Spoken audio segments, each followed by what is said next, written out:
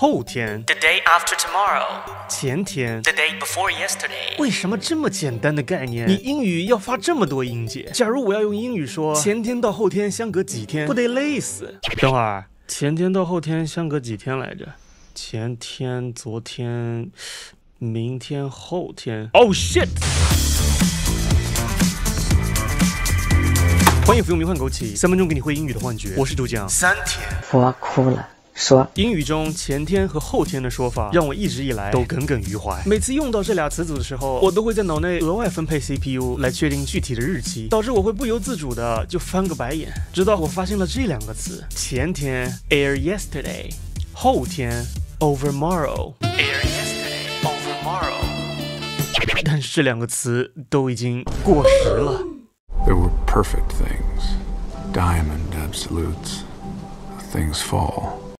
这两个词在词典上往往被标注为 archaic 古体的，一不通用的。I guess I prefer to make people the old-fashioned way. Perhaps someday you could give me a history lesson in the archaic ways of our ancestors. 这么乖巧实用的两个词都能被现代英语遗忘，我不禁好奇，都还有哪些词死在了沙滩上 ？Eyesome 美观的、悦目的，相当于现代英语里的 attractive 或者 easy on the eyes。 I had the charm, and I don't like to brag, but I was pretty easy on the eyes back then.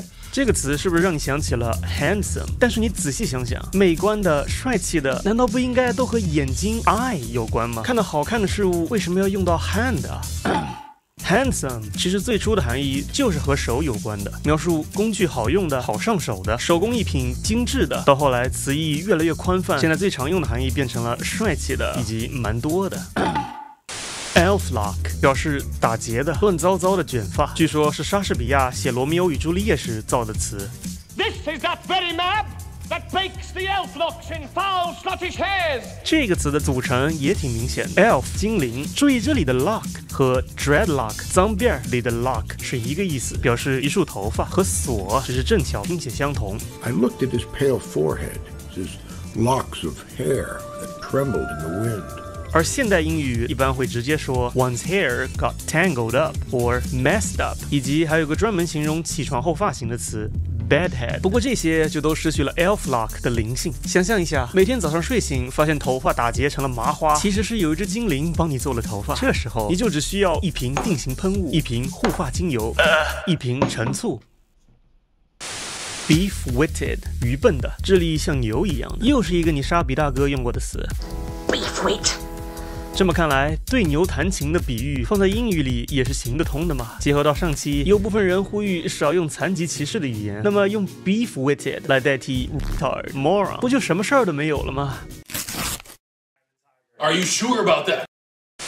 Methinks 我觉得，同样也是沙温时代的常见用法，其实就等于 I think。 Captain, methinks I found a way out. Good. 它在今天偶尔被使用时，私以为大抵是为了增加一丝古色古香吧。OK， thrice， 你猜这是什么意思 ？Once, twice, thrice。原本 thrice 是一个还算常用的词，3次、3回啊，3回啊，3连。不知道为什么，历史上的某天，大家就突然一致决定，就不爱用这个 thrice 了，改用 3 times。但现在 thrice 偶尔也还会在一些场合出现，有些是为了精简一句话，有些则是为了显得幽默。There are no accidents. You've said that already. Twice. That was no accident either. Thrice. She's going to be cooking her fries cooked chips tonight. Because they're not cooked once, and they're not cooked twice, they're cooked thrice. OK。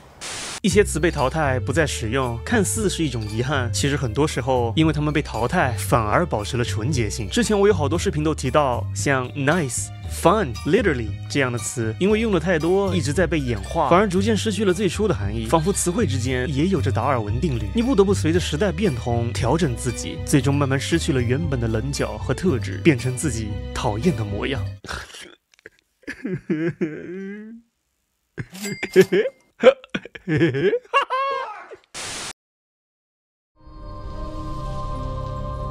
Air yesterday. What does that mean? Why did you say that word? Overmorrow. Why did you say that word?